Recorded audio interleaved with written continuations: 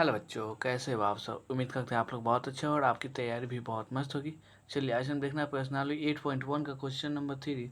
बोला है ABCD एक आयत है जिसमें PQR और S क्रमशः भुजाओं AB BC CD और DA के मध्य बिंदु हैं। ठीक है, चलिए ठीक है। आप देखिए बोला क्या है जी, दर्शाइए कि चतुर्भुज PQRS एक क्या है जी, सम चतुर्भुज है।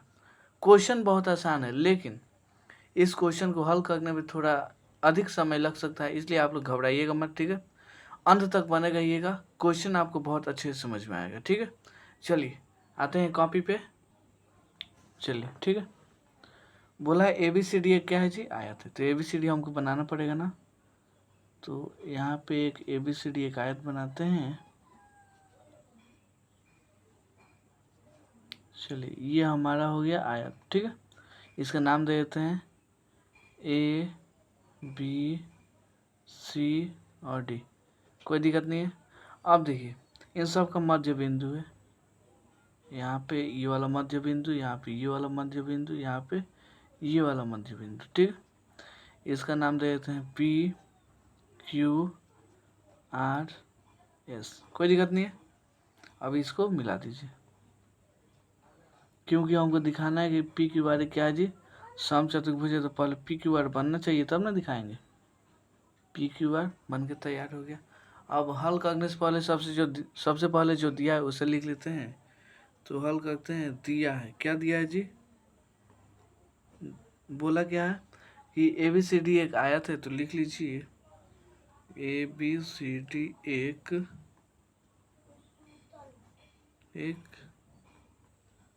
आयत है। ठीक है, कोई दिक्कत नहीं है। अब देखिए इसमें, जिसमें ABCD एक आयत है जिसमें लिखिएगा PQ और R। क्या जी, यहाँ से PQR और S, PQR और S क्रमशः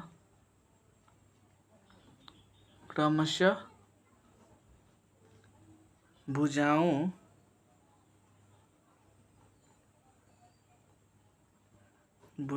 AB BC CD और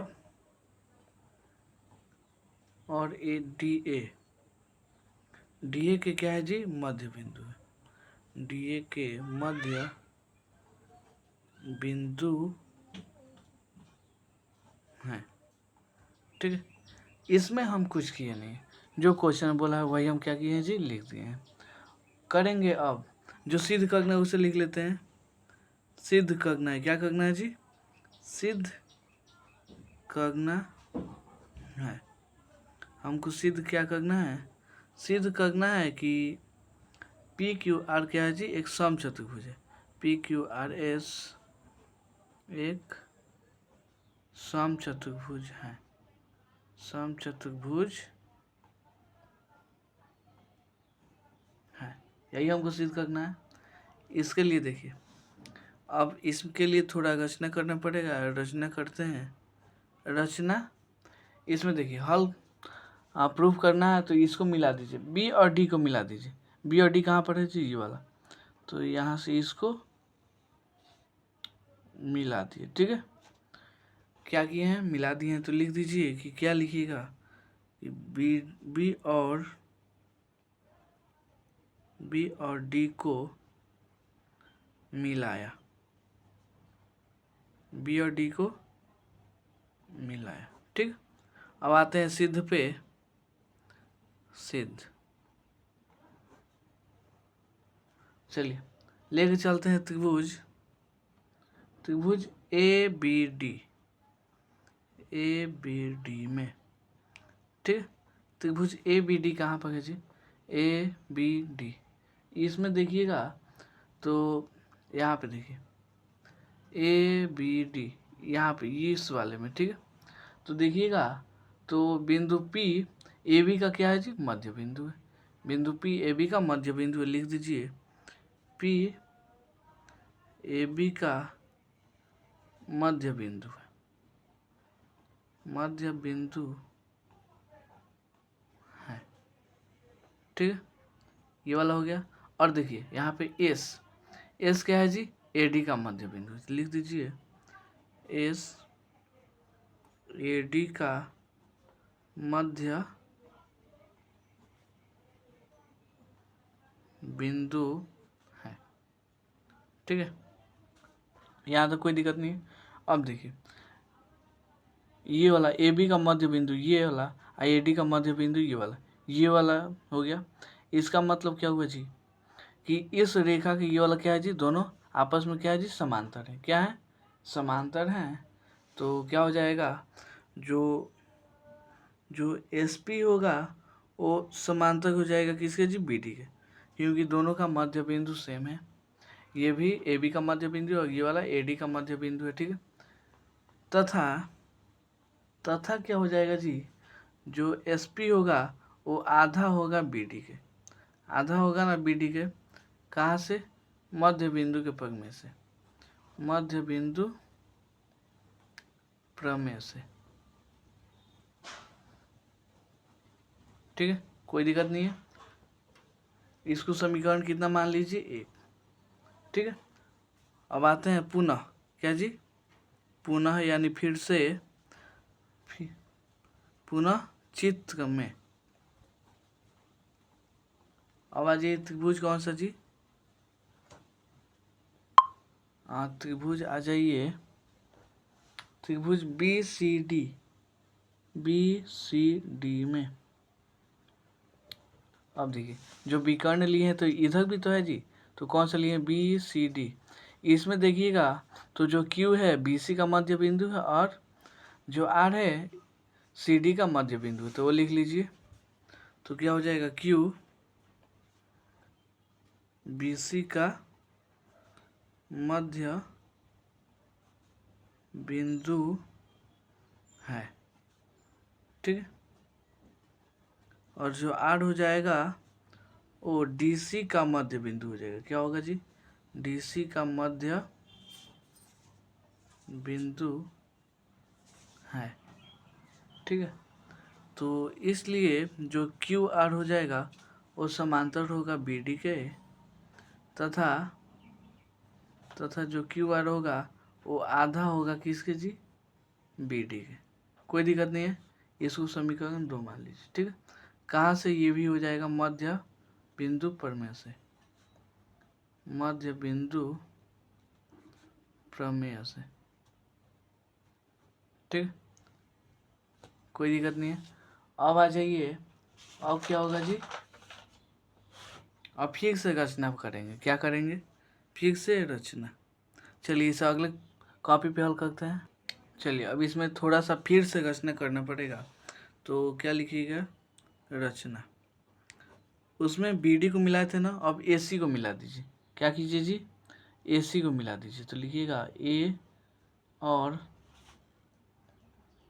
सी को मिलाया, ए और सी को मिलाया। ठीक है, तो पहले ये वाला बना दीजिए, यहाँ से यहाँ तक ये वाला ऐसे, और ये वाला ऐसे।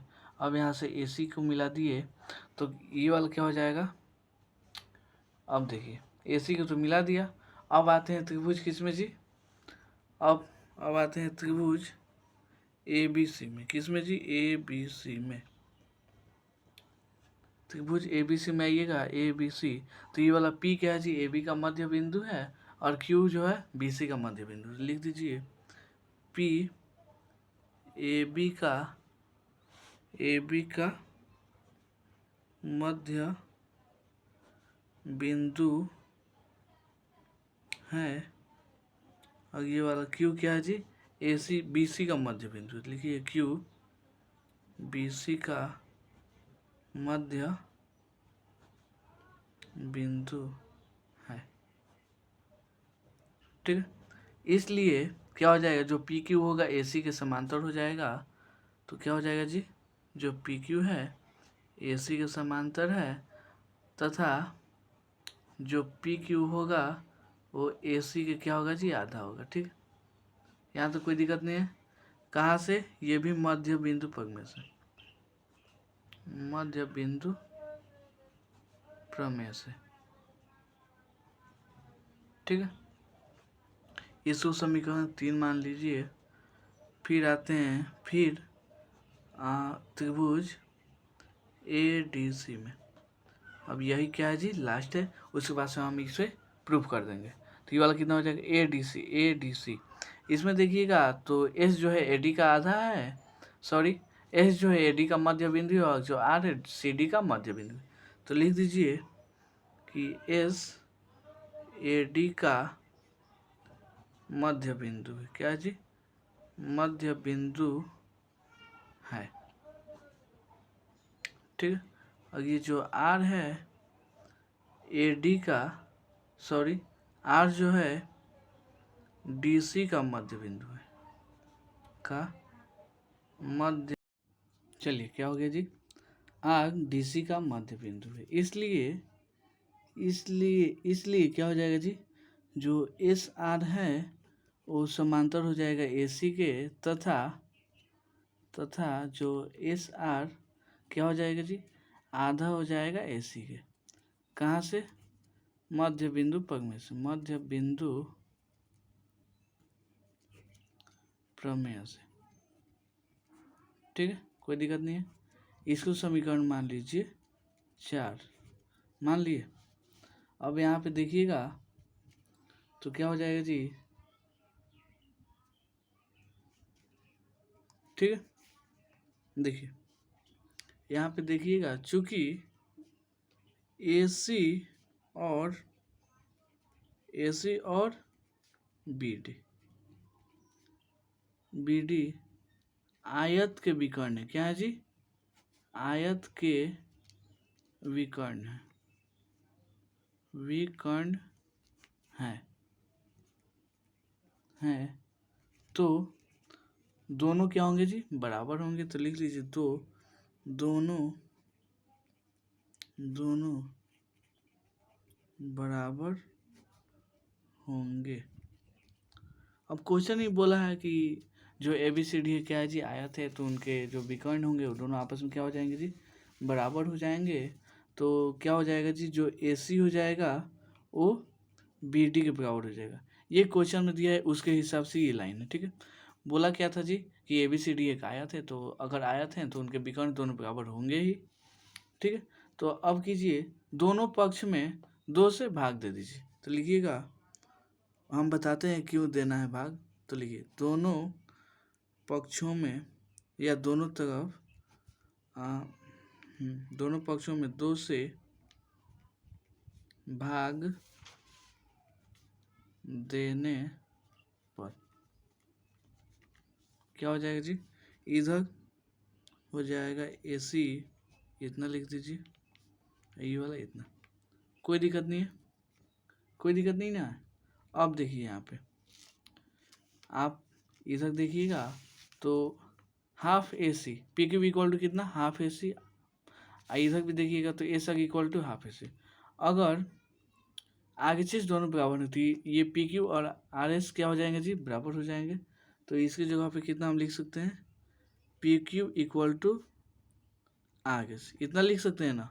अब ये वाला देखिए हाफ BD, तो हाफ BD की जगह पे हम कितना लिख सकते हैं जी, यहाँ पे देखिए इक्वेशन 1 में देखिएगा तो हाफ BD की जगह पे SP और हाफ BD की जगह पे Q है, यानी हाफ BD की जगह पे ये दोनों आपस में दोनों क्या हो जाएंगे जी, बराबर हो जाएंगे।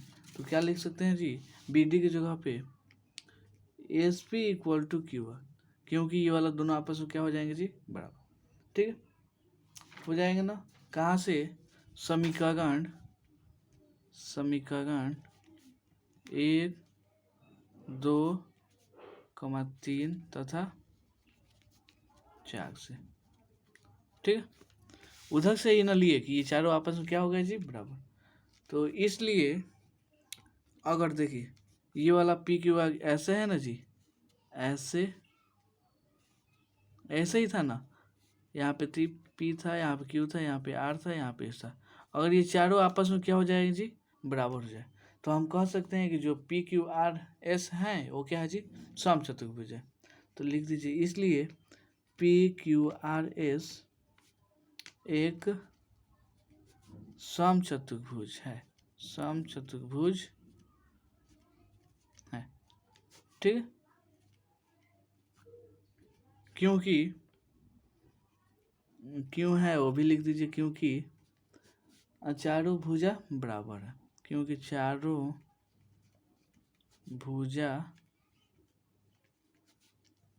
बराबर है। ठीक है, समझ में आया। समचतुर्भुज होने के लिए क्या चाहिए जी? चारों भुजा आपस में बराबर चाहिए, जो कि है। उम्मीद करता हूँ ये वाला क्वेश्चन आपको बहुत अच्छा लगा और बहुत अच्छे से समझ में भी आया। अगर थोड़ा कम समझ में आया तो वीडियो को दोबारा देखिए, बहुत अच्छे से समझ में आ जाएगा। ठीक है, और दोबारा देखने के बाद भी कोई दिक्कत होता है तो हमें कमेंट करके हम उसे बता देंगे वो कैसे क्यों हुआ। ठीक है, मिलते हैं अगले वीडियो में अगले क्वेश्चन के लिए। तब तक के लिए अगर आप हमारे चैनल पर पहली बार आए हैं तो चैनल को सब्सक्राइब कर लीजिए, वीडियो अच्छा लगता है तो वीडियो को लाइक कर लीजिए। चलिए मिलते हैं अगले वीडियो में, तब तक के लिए धन्यवाद।